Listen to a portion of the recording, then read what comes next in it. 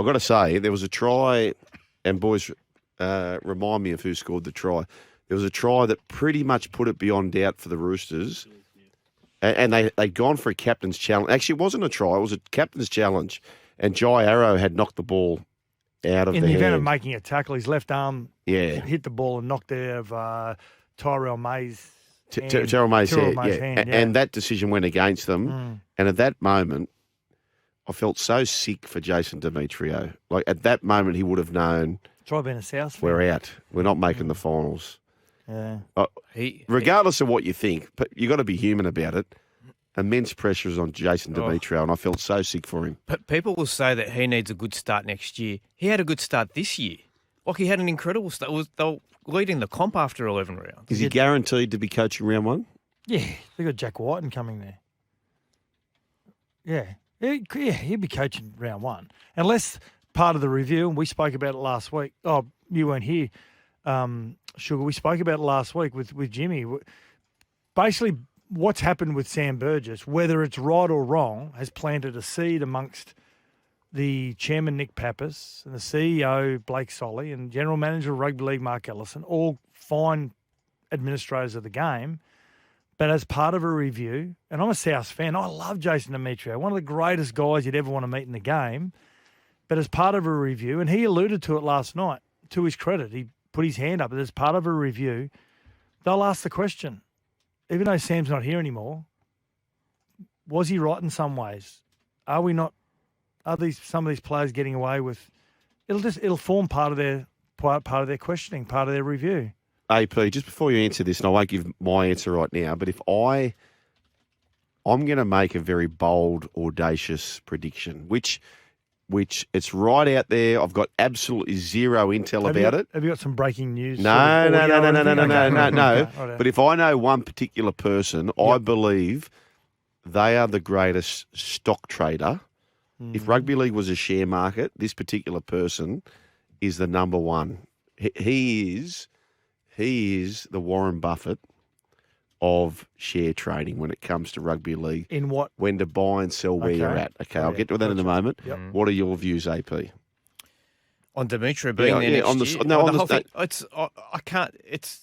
That's diabolical. Look at that side. Like, how is that not in the top half of the NRL clubs? Like, it is just, and everything that you said is correct. Like Sam Burgess has planted the seed.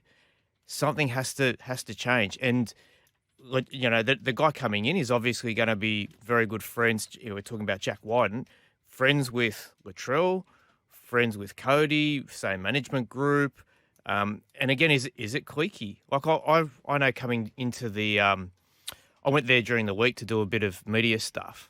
It was sort of interesting because we put it to Cody Walker and just said, you know, this whole idea that you and Latrell run the club. What do you say about it? And he said, well, you know, I actually went to the coach and the senior players and asked them if they thought that was the case.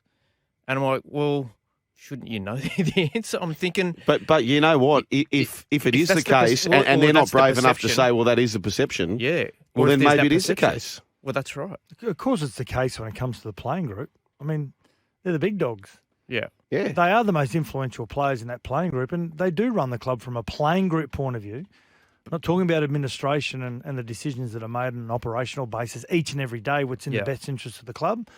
But of course, they're the leaders of the playing group. But if you have to go and ask the question, mate, am I running? You know, am I swinging too big here? Like, that's strange that a player isn't sure if that's the case or not, and has to go to the coach and the senior playing group. And I don't know, that needs to be addressed big time. I made these comments about the Tigers at the start of the year, and I feel it may apply to the Bulldogs. I don't know if it applies to South because I haven't seen the inner goings, but the results suggest it may apply. I've got a strong belief in any organisation, in any sporting team, your top 5 people, your top 5 influential people have to be your big leaders. They don't have to be the best players, but they have to be the standard setters. All boats rise with the tide. If they're not, and if you have people, and I've played in teams where the top 5 most influential people are not the ones who are driving the club, and if they're not, it actually has adverse effects. And I've got to question whether do South Sydney fall into that category? It looks as though Canterbury fall in that category to this point. Your top 5 most influential players have all got to be pushing the group. Yeah. And I've got no doubt about what we're seeing at Penrith. Whoever the top 5 most influential players, I suppose it's probably Cleary, it's probably Yo, it's probably even Jerome Luai. And I'm talking Harris, those guys. Standard centres. The standard centres, right? If your top 5 most influential players are not that sort of personality, then you're in big, big trouble. I was telling a story last week about Michael Crocker when he came to South Sydney. He was brought to South Sydney for a reason and didn't play in that grand final year, like that grand final side. But he was the guy that basically changed the landscape for South and while Michael Maguire's there. The year ahead. He just changed it. It's very rare that Melbourne actually buy an established player, and they did that with Michael Crocker. And I think he didn't lose a game in his first 2 seasons. Yeah. Like, he just won everything. It's just funny with him. I watched Michael Crocker on Australian Survivor, and I thought, this guy's a winner. Like, I've done stories before on, like, this guy wins everything. He was bloody hopeless. Was he? He was getting towed up in all the challenges. It was Jackson Hastings, right? This is my best guess. See, sometimes when you've got players who have big influence on a group, popular players, they don't like when someone comes in trying to change things. My best guess is that Jackson Hastings has gone to the Tigers, and the mail was he wasn't received so well by all. I reckon he's tried to show up a few of the influential types, and they've found a way to wide-hand him, and out he goes. So their power in numbers, which is a negative power in numbers, sends him out. All of a sudden he goes to the Knights, gets some buy-in, and they're on their way to a final series. Yeah. It's huge. Well, at South, Latrell's meant to be the sheriff. He's the one that dispenses the fines and collects the money if people aren't up to the standards. And again, he might be doing that, but it's an optics thing too, particularly if you're not playing well. Is that fair income? Yeah, that's fair income. Yeah, so if you're going to a Luke Combs concert or hanging out at the boxing and all that, that's fine. That's no drama, but you have to perform as well. And unfortunately for him, he wasn't at the back end of the season. Yeah, interesting. South fans have you say? Okay, the Warren Buffett of buying. Oh, yes. Yeah, okay. Yeah, okay. Wild prediction. And you know what? And this is no shot at Jason Demetrio because his time may come. You've got a window right now to win this competition. And I believe in this situation, the only person available to make it happen is Burgess. No, I don't think it is. I don't think it is Sam Burgess. And I'm not yet convinced. See, Sam Burgess to me is very similar to Benji, where terrific, huge for the club, right, in everything they've done. But they're both extroverted people.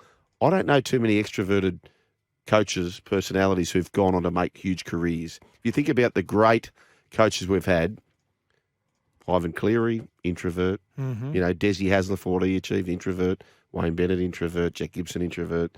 That's the profile for me as a successful coach.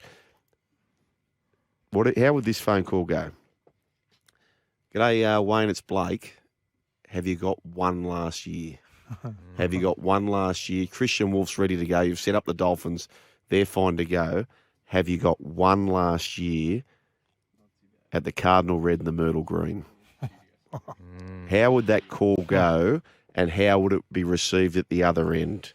Wayne, this is your last year in the rugby league. Can you imagine in 12 months' time, grand final day, you're leading him out for your swan song? Can I tell you something about club? Wayne? A lot of people out there would think Wayne doesn't like drama. Wayne loves the drama. Wayne loves the theatre of all that. But if you could get the best ever season out of Latrell and Cody and Jack White, and he's the one for 12 months, is he not? There were some people. Well, it's easy to say. And you know what would make it even better? It's easy to say. There were some people that were not happy with the way he left. Like, he tried to poach Cody. Or whatever, all that. Sort get of over stuff. that. But I understand what you're saying. Get over that. Just get over it.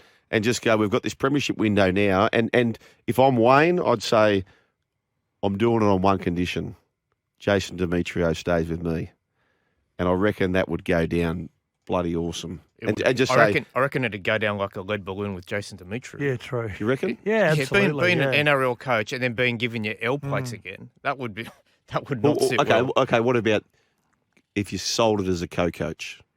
And if you're Jason Demetrio and your option is to not be there, well, it's still you've got to put your big boy pants on. It's still. I've got a babysitter.